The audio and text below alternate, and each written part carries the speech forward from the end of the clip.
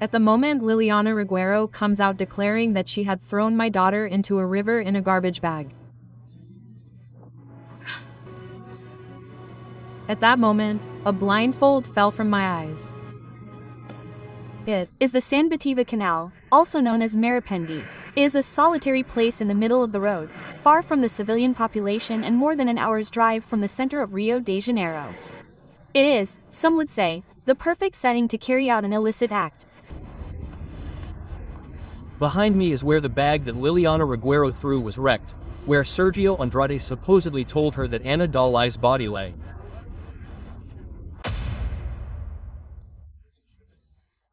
I am going to talk to you about none other than Sergio Andrade, because we must not forget that there is an unfinished death where no one knows what happened. Yes, a death that did not have justice. That is why I say unfinished, that they had given my Christian daughter a burial. They told me that she had died of reflux and had lost a daughter that she wanted. It cannot be that situations as serious as this remain only a sensationalist issue, in a podcast or in a bioseries. It is time to stop with macabre legends and accept reality. Dalay died and Sergio did not allow us to call the paramedics to find out why and bring peace to our hearts, nor did he apparently allow her to be given a holy burial so that Gloria would have a place to go to honor and mourn her beloved daughter.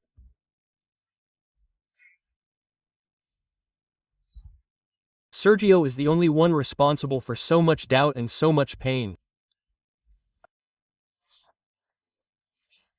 Justice, if the victim's thirst for justice, is sought in the courts through judges, through prosecutors, through lawyers. That is the reality. The rest is pure fiction. It happened at the homicide station in Rio de Janeiro, Brazil, exactly 22 years ago. Many people still wonder if anyone asked for justice, and this complaint is current proof that they did.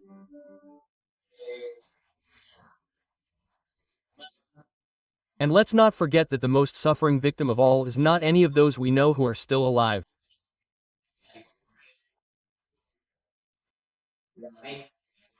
The most suffering and defenseless victim of all is Ana Dalay. I didn't lose a daughter, I have a daughter and she is my path from the stars to heaven. She is the saddest victim of all. I have just come to declare a situation that happened, what the truth is, and they didn't let me declare. In fact, the people who know this story don't support me, they keep quiet. I'm going to the authorities. On 2 occasions I wanted to speak, on neither occasion was I allowed to talk about the subject. I really don't understand what the situation is, why not tell the truth? I'm not profiting from this. I don't want money from this. I want the truth to be known. We're all victims and it hurts me for each one of them to know what they went through and what they suffered. No one said, this is completely abnormal. But I have to be honest, if I weigh the life of a 33-day-old baby who mysteriously died on the scale, it hurts me much more. That we point out everything aberrant that Sergio Andrade did, but no one asks what or how Dalay died. Is anyone sure that she died a natural death? Who can come and prove to me that the girl died a natural death? No one can really say what the girl died of. I can clarify what I know. Liliana Reguero told me that my daughter had died of reflux. She never showed me any document that specified it that way, that supported it. And so it is a doubtful death that must be investigated. Yes. Let justice call all the people who were in the apartment that day. The people who know the truth do not want to talk. And let them declare how the events unfolded. Let's see who contradicts themselves, let's see who lies, let's see who hides, who defends that child. Who asks for justice for that child? No one. I was taking good care of Gloria. Gloria was desperate. She said, I'll go, I'll take care of it. I'll take care of the paperwork of whatever needs to be done. You guys stay calm. That's what he said. I stayed with Gloria, who was really in crisis. She went out to fix it and then called on the phone. She didn't even come back saying everything was in order. I told her everything was as planned. I mean, as she said, Cristiana Sepulto, Everything was in order. Absolutely. I also asked her on the phone, do you have the papers? No, they're going to give me those in 15 days. The girl wasn't registered, so there was no way to make a death certificate and all that. The girls had been looking for a place beforehand and it was known that there was no way. That's what he also told us. I mean, one did what he said, but I think that under those circumstances it was difficult to bury her legally. Dot.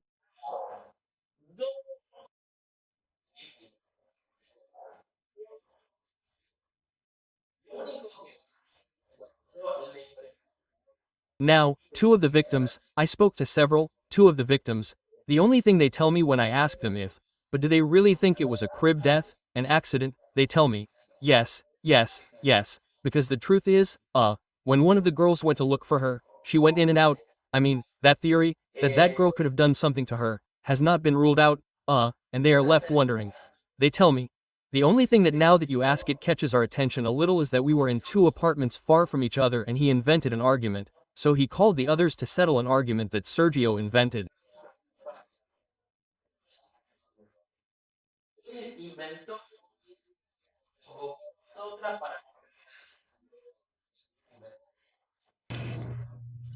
I left the girl sleeping and an argument started that lasted a very long time. I was on the other side and I wanted to go see my daughter because every 15 minutes when those women weren't in my house, I was checking on my girl.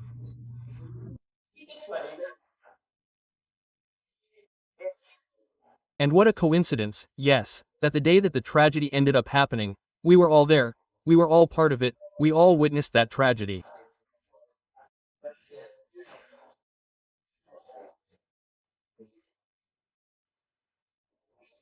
What a coincidence, like how coincidental it was that at some point on the day of the tragedy Sergio sent them to buy pot. I had gone to buy support with another of the people who were there and when I returned, this man was serving food and we were doing that. I remember he sent me to rent a movie because I was working in Brazil, I was preparing a show to go sing on New Year's Eve and I remember he told me, play the movie and this and suddenly something happened that told me, pause it. And Claudia comes back from the hill with the girl, and the girl was already dead. When she always fed them any junk food. I mean, in the world of coincidences, of course, but it's such a delicate and sensitive issue because you can't stop seeing, no, there's a mother suffering. Yes, because I also can't believe that the people who were there suffered more in that episode than the mother herself whose daughter was dying. I can't even tell you what was really happening, because I was breastfeeding the girl and the fever I got from the milk in my breast, I had horrible delusions. I mean, there's also another situation.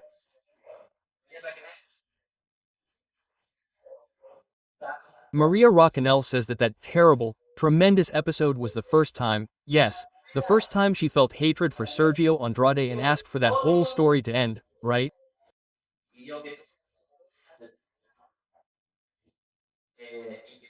And if necessary, even for her to be arrested. And obviously that fervent request that she made, the universe was heard and a few months later they ended up in jail because they were arrested. In the tourist area in the Copacabana neighborhood in southern Rio de Janeiro, Gloria Trevi and Sergio Andrade were arrested this morning, accused in Mexico of kidnapping and corruption of minors. That day, in particular, there were incidents and situations that she was completely unaware of. She didn't know, they didn't tell her, she didn't see or hear, and at one point it made me a little uncomfortable because, I mean, she was the victim who was with Sergio Andrade the longest, and it was 20 years of submission, abuse, violence that was physical, but also emotional and mental. Sergio Andrade somehow felt like his trusted victim, as he did the others, but perhaps she was the one who had been with Sergio the longest. He trusted her completely. She was the one in charge of many things. That day, she wasn't in charge of anything, she didn't know anything, she didn't see anything. I remember that we were all in the living room with Sergio and Gloria. Sergio starts an argument with Carla, who is sitting on the floor in front of him. He's scolding her for not feeding their baby. He's telling her off for not feeding her baby at the appointed time. Mari, pause the movie. Sergio. Gloria tries to interrupt him several times. Yes, you're going to see Dalay right now because it's not his turn for lunch yet. Gloria looks increasingly nervous, as if her mother's intuition were alerting her to something. Go ahead, go get Dalay. Claudia gets up, goes to the room, takes a while, comes back and stands there in the middle of the frozen room. Claudia can't manage to say anything coherent and sees Dalay's face, and we see the most terrible image in the world. She only accompanied Gloria to one of the rooms to try to stop her from doing something crazy and to get her to rest a little and to comfort her in light of the situation she had been through.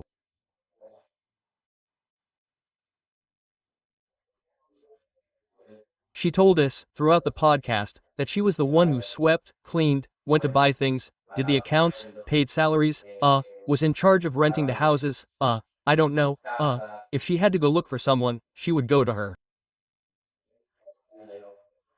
Search, if she had to give classes, clean, give piano lessons, give singing lessons, do you remember what she told us?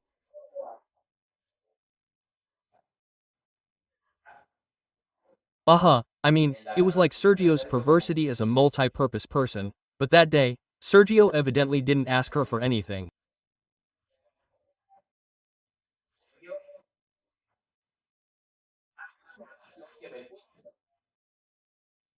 One version that they tell me is that Gloria grabs the girl and tries desperately to go out to ask for help, and one of the victims, yes, on Sergio's orders, stops her, prevents her from leaving. Yes. And others try to hold her back because they were bad, right? Because they were in a desperate situation and dominated and manipulated by Sergio Andrade, right? I think that sometimes they don't tell the truth 100% because, as they realize that people often don't understand, due to the situation they experienced and the degree of manipulation and control that Sergio had over them, they say, if we say or tell 100% how it happened, they're going to end up blaming us.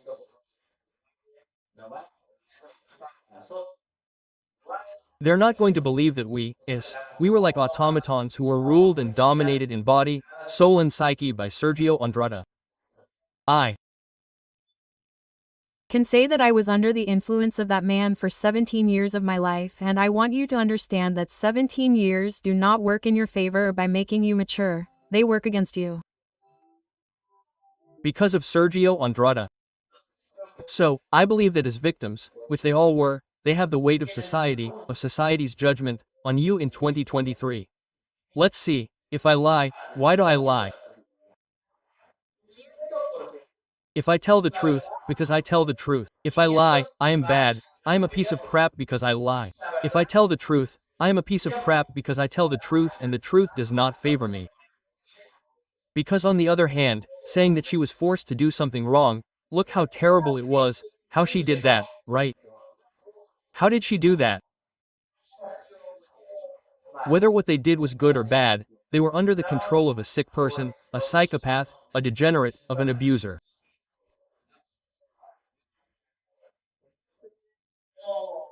So, it's not that they did it of their own accord, out of their own desire, or something good or bad.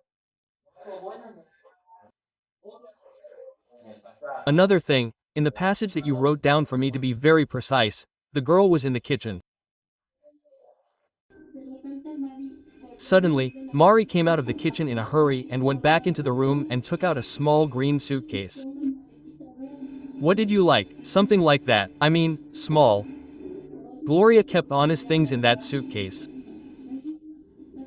It's a small suitcase that fits a pair of pants, a shirt, and makeup. I mean, it's small, then. And she put it in the kitchen and closed it again. At that moment Sergio arrived. Mari called and Mari didn't come out, and she didn't come out until later.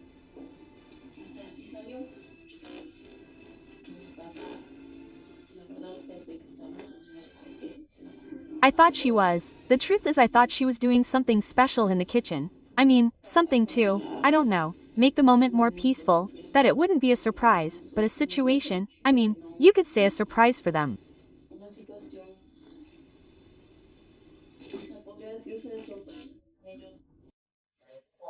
And at no time, perhaps because even though she was inside that apartment, did Maria see it.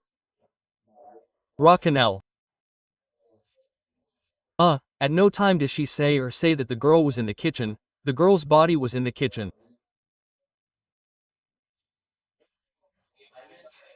Yes, it's like Maria Raquel, according to the podcast and what I could interpret, is that she was there that day, but she wasn't in that apartment. Yes. Because I repeat, they don't know at what time or how she gave the bag to Liliana Reguero.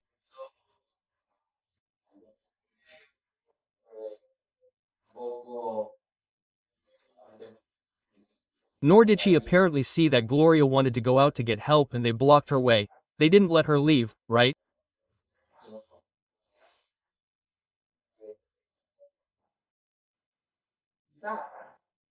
I mean, maybe these are situations that she didn't want to talk about because she has the right to tell what she wants in her podcast and in her story.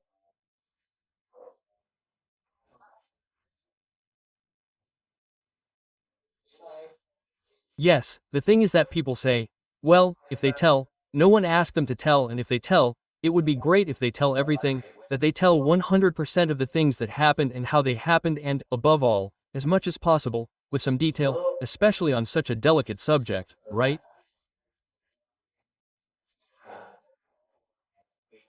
So that the story of that history is as clear as possible.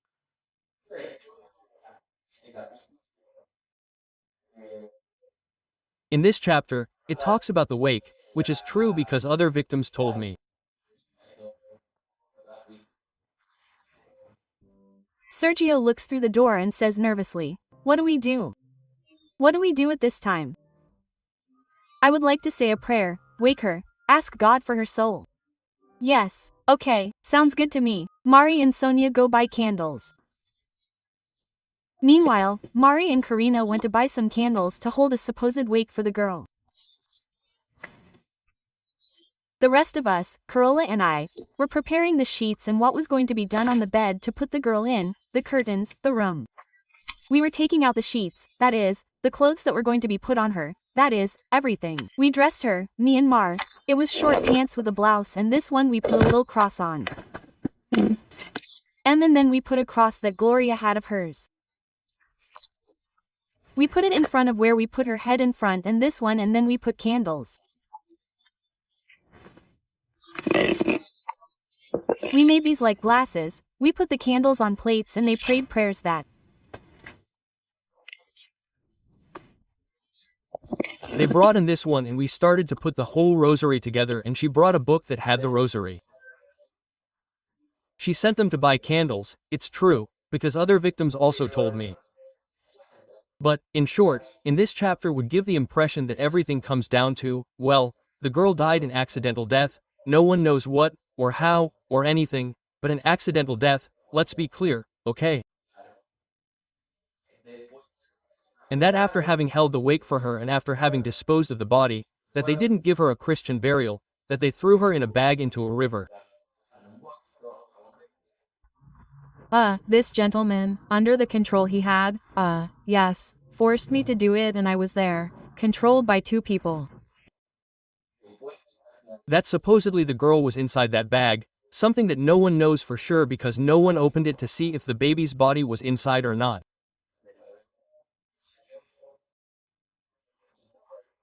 Sergio, after many hours, I would have almost told you the other day, yes, some say that it was disposed of the same day that the tragedy happened and others say it was the next day.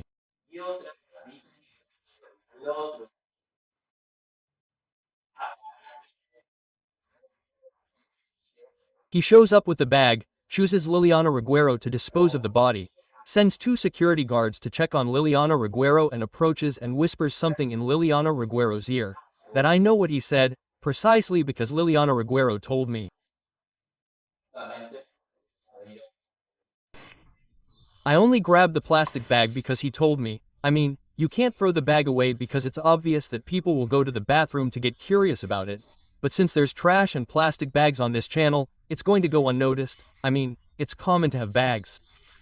So, I had it all planned out. I had already thought about it. How was it going to be done?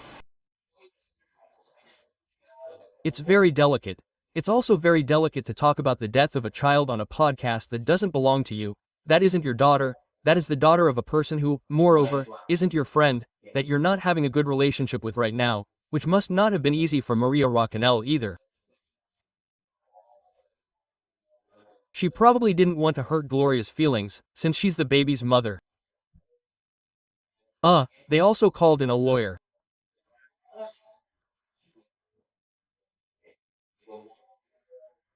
What the lawyer said was that, since the girl's body wasn't found, since she has no Christian faith, burial, since it is not registered, she is actually listed as missing and not dead, although let's suppose that she is dead, because another option is that Sergio made them believe that the girl was dead and that, in reality, the girl was not dead.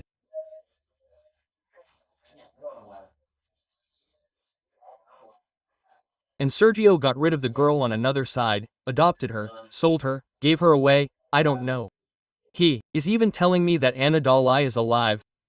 Dalay is alive. Yes, sir. I have Sergio's email telling me, Dalay is alive. As possibilities within the hypotheses, I mean, because no one found the body, let's say. And the girl could have been unconscious and not dead. They assure that the girl was dead.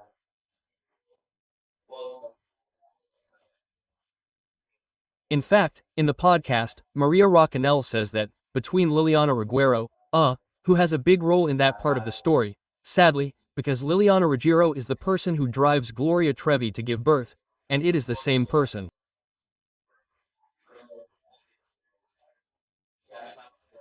That Sergio Andrade later chose to supposedly get rid of the little body. And they say that Liliana Ruggiero was abused a lot by her own classmates. Yes. Hey, and how good that he tried to revive the girl, that he grabbed her, that he tried to see if she would wake up, and that when he realized that the girl was really dead, they went to the room and tried to revive her.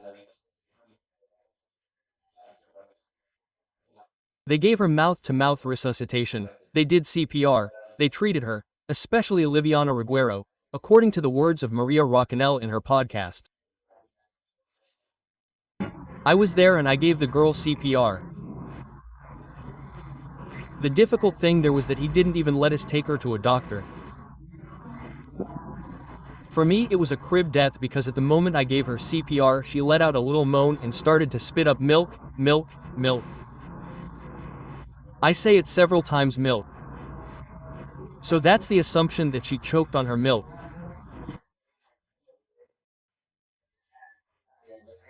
Years later Liliana Ruggiero meets Gloria Trevi and gives her those clothes because I don't know if Sergio had given them to her and had told her, keep these clothes, keep these or make these disappear or get rid of these, and the other ones were not undone. Quote. She kept it. The point is that it doesn't matter. The fact is that Liliana Ruggiero had the clothes that Gloria had chosen for her daughter to wear to give her a Christian burial. And Gloria goes to jail believing that her daughter had been given a Christian burial and that they had put on her the clothes and the chain that she had asked for. She tells us to take off her clothes, the cross, everything she had asked for, and they put them in this bag. She gave us a sports bag that looked like this. That's the last time I know that supposedly the body was there. And none of that happened. Look at the level of cruelty and evil and madness of Sergio Andrade, who would have had no trouble fulfilling the wish of a mother devastated by the death of her only daughter at that time, who was 33 days old. And yet he did not comply with anything that the mother had asked for. I mean, you have to realize that Sergio did not believe her at all, Gloria, that he used her, you know? Like she used all the others. When she arrived with her little face, right? This one, they say she looked like me. They say she looked like me in the hair. It's hard. You always want, oh, yes, she looks like me. No, I can only tell you that the type of eyes they say she had were those type of eyes. I used to talk a lot with Gloria about how that girl would go out with a little bit of calm, since she was very calm and everything, right? She would go. And I told her, and it makes me very sad to remember it, but I told her, she's going to conquer the world, right? Because imagine, excuse me, I mean, I have to say it, right? I mean, with your ability, with your talent, with mine, right? Well, her father adorns himself, right? And with the ability that we both have and how pretty she's going to turn out. A person like that doesn't love anyone. Yes, a person like that doesn't even love himself. The issue that worries or hurts me the most is Dalay. Obviously, they were all victims and they were also minors. Today, one sees them as women, since that is what they are. But let's not forget that these women today were girls abused by Sergio Andrade, mistreated, beaten, right? And taken advantage of and deprived of their freedom. You fainted and I took you to the hospital. Well, now you put yourself back there and you're going to endure the punishment as it should be. Many times, to tell the truth of the story, you have to have balls or 100% balls, right? And let whoever has to be brought to justice, because at times it would seem that Sergio was bad, but not that bad, that people who were part of it or who were indirectly involved, forgot their names, didn't mention them, and made illusions. I mean, I have the feeling that when someone decides to tell something, you either tell everything or you don't tell it at all. Yes, either you tell everything or you don't tell anything. If no one is asking you to tell it. I mean, precisely because it is such a strong pain, it is inexplicable why Gloria doesn't demand it. And yes, but I repeat, the excuse she gave was that she is not vengeful, so she did not report it so as not to be seen as vengeful. I don't even have a place to bring her flowers and they will return it to me until the last consequences. What I wanted was to move forward. I wanted to stand up for my work, for my music and not look back. For me, seeking justice was also a kind of revenge. And I don't like revenge.